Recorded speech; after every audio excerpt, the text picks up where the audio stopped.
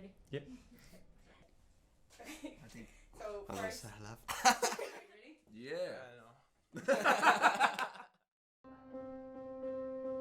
Sitting in a hotel room, smoking out a small window. So my name is Dylan Flynn. I am 22 years old and I play guitar and lead vocals. Trying to convince ourselves that tattoos are what we need. My name's Keegan, I'm 21 and I play guitar and backing vocals. Hi, my name is Gavin and I play the drums. I'm 22 years of age.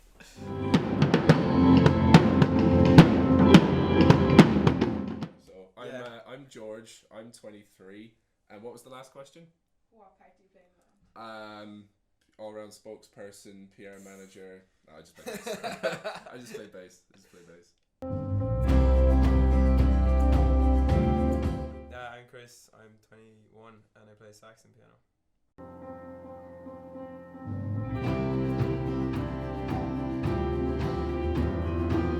So we had started off as Dylan Thomas, which is Dylan's middle name. So we wanted to go kind of like as a solo With artist. Dermot Kennedy with a band. Yeah, with a band. Yeah. And so we were the band.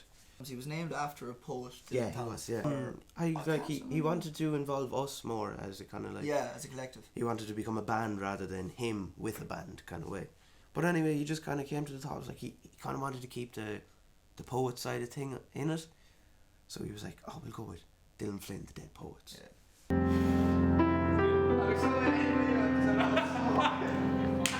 Yeah, man, we some class. Yeah, fucking sick. Doesn't matter. Playing half of those fucking guitars that turned down all the way down. Again. So I've been singing from a really young age. I think I started singing. My grandmother was always singing and she still does. So I kind of got that from her. Like she always used to bring me to choir practices and stuff like that. So when I went into school, I was always kind of in the choir and stuff. And then I kind of wanted to learn an instrument in primary school. So started guitar at around 11, and then kind of really picked up when I went into secondary school. And I met two of my friends, Paul Breen and Emmett Ryan, and we started a band called Monday Villains. And I was in that band for like 6 years, all through secondary school. And we played loads of gigs around Limerick and played a couple of gigs up in Dublin and stuff like that as well. But then when we started going to college, two of the lads moved away that were in the band, and I was going to Mary I, so I was studying there for a while and I wasn't really enjoying it. I wasn't playing any music, so I dropped out of that course and started making music again. And I was working for a year, and then I was like, music's the only thing I like doing anyway. So I came to this course, and then when I came in here, I met Gavin first, and I started recording with him at the start, and we kind of had 2 tracks ready to go. And then Keegan came in, he was playing bass at the start. So when the time came around, then when we came into second year, George, our now bass player, Gavin knew him because Keegan was actually a guitar player. So Keegan was like, I'd prefer to move to guitar. So that I was like, okay, so we'll get a bass player. So it was a 4-piece then. Summer came around then just before third year. We brought in Chris on saxophone and keys. And then we changed our name to Dylan Flynn, the Dead Poets, because at that time it kind of felt more like a band, and I didn't want to be going under my name for a group of 5 people. It just felt kind of weird, you know. You'd show up to a gig and people were like, oh, what's your name? And I was like, Dylan Thomas.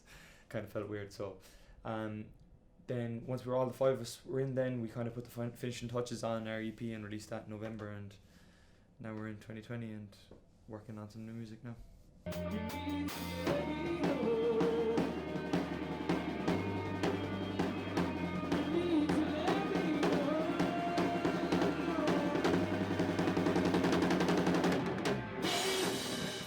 We've played a couple of gigs now where since we've released the EP, loads of people know the lyrics, so like there'll be quieter parts in the song and loads of people are singing, and that gets weird. Like you get goosebumps when that happens. Like I'm in my element when I'm performing anyway. That's like my favourite thing to do.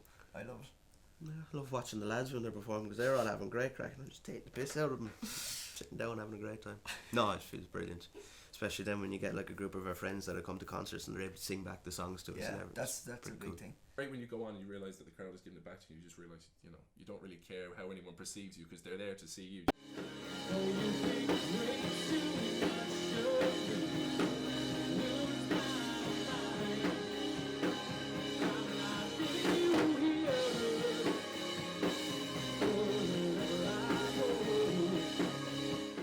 Music's been in everything in my life anyway. That's why I chose it as a future career.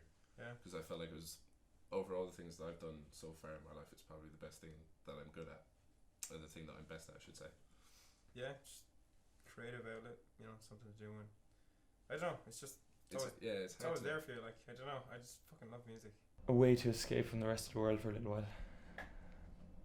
No, I'm in my element when I'm around music. Like that's why I came into the course, like to meet people like this. Like so, you know, even outside of just Dylan Flynn, the Dead Poets, like the collective we have together, just as friends, like is brilliant because we have bit depth, and we like we had that bit depth collective then as well, which means that like I'm not just getting to play in a band. Like I get to do stuff that I want to do. Like I came into this course wanting to be a sound engineer, and that gave me a platform to be like, okay, we're going to put on gigs. Like here's you being a sound engineer. So you know, it's just having that just kind of opens up music. There's so much to do in music. Like, do you know what I mean? There's so many avenues you can go down. So being able to explore all that and stuff like that, living it 24/7 for me is something I really enjoy doing, even when it gets shitty. It's still great. We all had different humours when we first came in, and like it took some time getting used to them, but like everyone kind of has their own lingo with each other now, and we all have like the laugh a lot of the time, so it's good crack. I feel like some. No, was that you?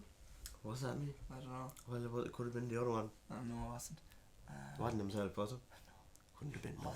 Me and Chris are best friends, always will be, and our bond is unbreakable. You said it. I concur. Keep it coming.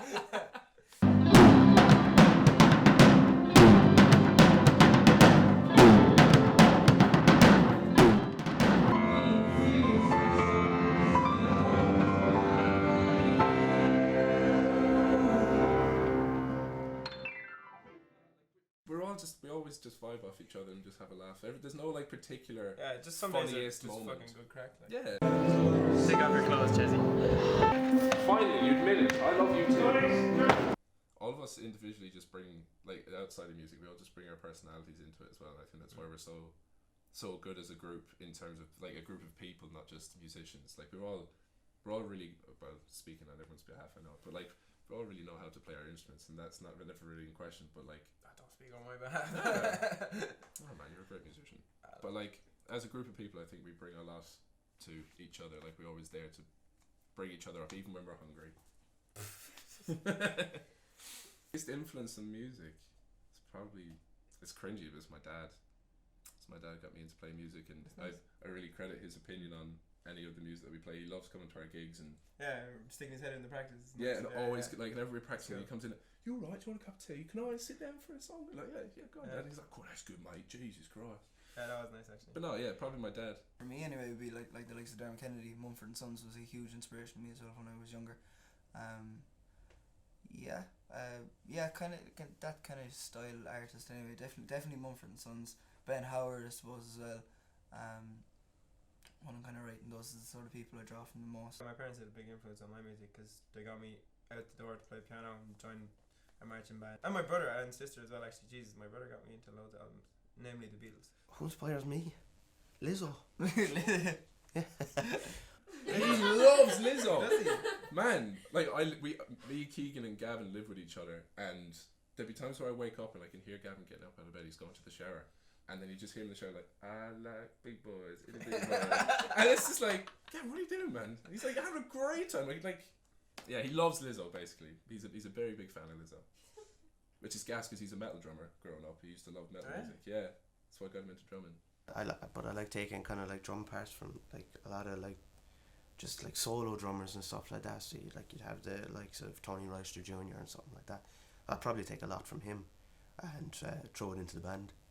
So we're working on new music at the moment. Don't know when that's going to be out. Like, you know, as I said, we're just going to spend time getting it right and the way we want it to be. Like, you know, we're not going to put ourselves under pressure and like stress ourselves out because we're like, oh, we're missing the deadline again. Couple of shows coming up over the next couple of months, nothing announced yet. It'll be announced pretty soon, and then hopefully a few festival slots over the summer, and then hopefully new music by I'm not going to put a date. I was going to say a date, but yeah, no, new music in the next year.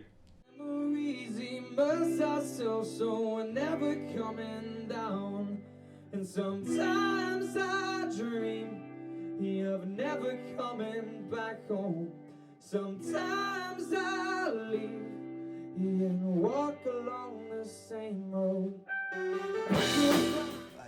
someone with such drive and focus when it comes to music, like, because it's very easy to just be like, oh, I'm playing a band, and it's like, alright, what do you do now, like, you know what I mean? But like, he's always working to do something.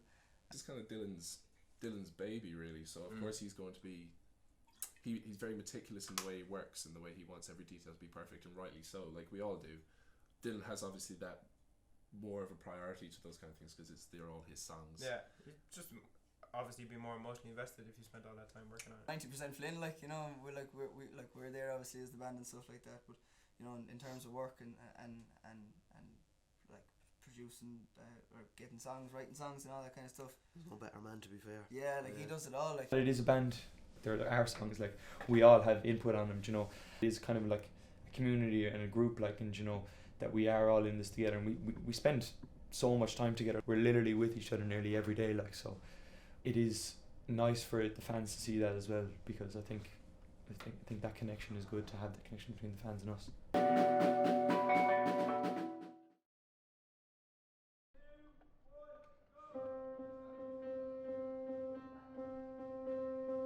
Sitting in a hotel room, smoking out a small window.